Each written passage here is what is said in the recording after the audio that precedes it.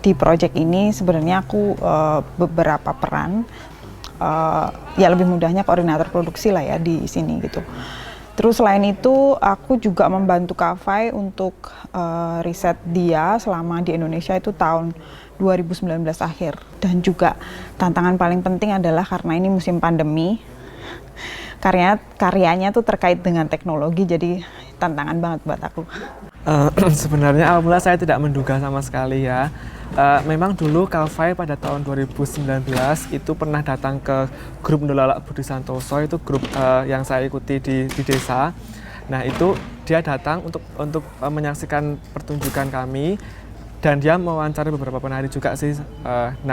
Kafai mempunyai project yang juga mengangkat Ndolalak begitu, dan alhamdulillah dan kebetulan saya yang menjadi penarinya gitu. Awal mulanya seperti itu.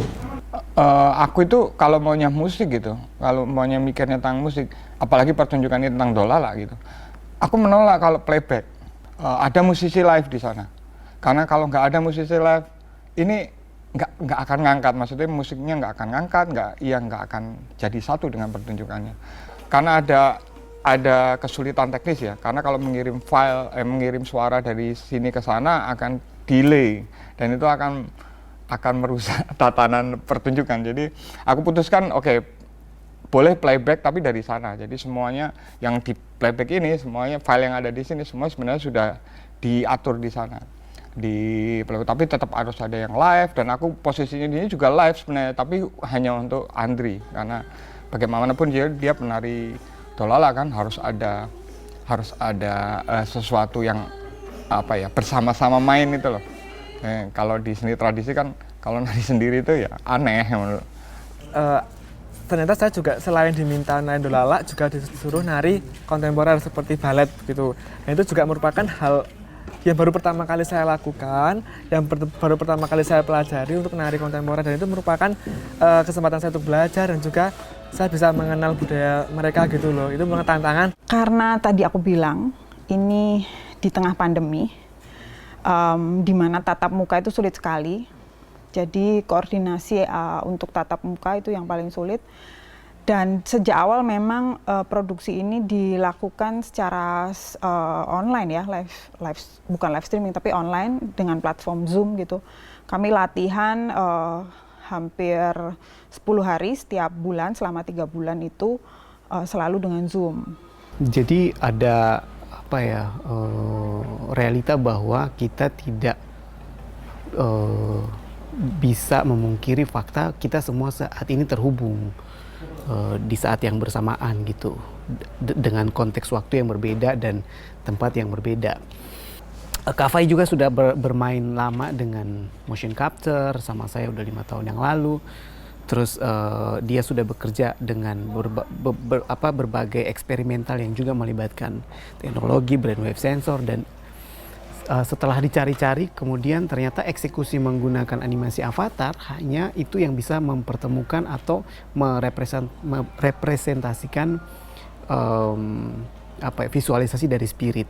Ya jujur ini juga saya belum terbayang dari awal proyek bahwa saya akan mengenakan motion alat seperti ini. Saya nyebutnya ini robot ya, karena tubuh saya ditempel beberapa alat kabel-kabel gitu. Ini merupakan ya itu pertama kali juga memakai alat seperti ini, dan sedikit gumun ya. Wah kok keren teman gitu, kok canggih gitu. Cuma ditempelin saya gerak, kok di komputer ikut gerak gitu, animasinya itu juga amazing banget sih pertamanya. Buatku tantangannya yaitu mengkoordinasi produksi secara online. Itu banyak sekali tantangannya. Itu sih kalau diceritakan satu-satu itu tadi. Selain bahasa juga perkara kita bagaimana menguasai teknologi untuk memfasilitasi pekerjaan kita. We will fade out your image and the screen will go off. So you dance in the space, until the first stop of the music, We try this now one more time from the beginning. Kalau secara koreografis ada ketepatan yang presisinya agak meleset 1-2 detik gitu, karena kan proses streaming dari motion capture ke ditransmisikan ke software algoritma, kemudian dikirim via frekuensi ke Berlin, ke Singapura dulu, lalu Singapura ke Berlin gitu. Jadi ada proses transformasi yang itu takes time juga. Artinya presisi misalnya sama-sama geraknya 1, 2, 3, 4, ini jadi satu terus yang satu mulai ikut gitu. Jadi timing aja, tapi itu bukan kendala, itu kenyataan yang ada gitu. Bagaimana kalau kita bekerja dengan teknologi. Pertunjukan itu sebenarnya cara menyampaikan sesuatu ya. Kita mau ngomong apa gitu. Dan kalau kita mau ngomong apa kan kita harus lihat publiknya. Cara yang paling simpel, kalau dalam hal musik, orang Berlin itu taunya apa? Taunya adalah house, techno. Ya udah, cuma itu. Mereka nggak tahu bahasa yang lainnya. Mereka nggak tahu dolala, nggak tahu jatilan, nggak tahu dangdut, nggak tahu. Jadi, nah itu adalah siasat gimana caranya menjembatani pola komunikasi. Kalau maunya dolala dikasih techno kan mereka jadi paham. Paling nggak, oh ini musiknya orang sana. Ada informasi yang bisa disampaikan. Karena koplo remix itu punya sesuatu yang universal, yang artinya beatnya itu kan sebenarnya universal, ada di semua negara, di dunia tahu orang itu ada beat seperti itu.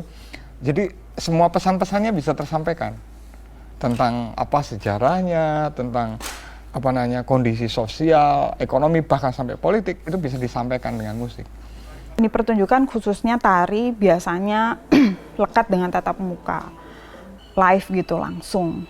Kita terikat emosi yang cukup kuat dengan penonton. Tapi kemudian kita di situasi pandemi ini kita difasilitasi dengan teknologi. Kita harus mengakrabkan diri dengan teknologi gitu.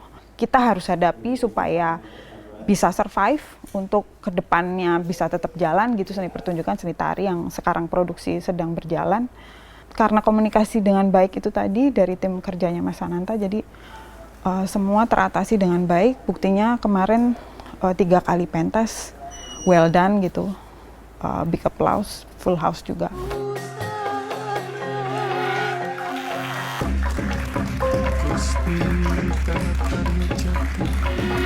Mari sambut kawasan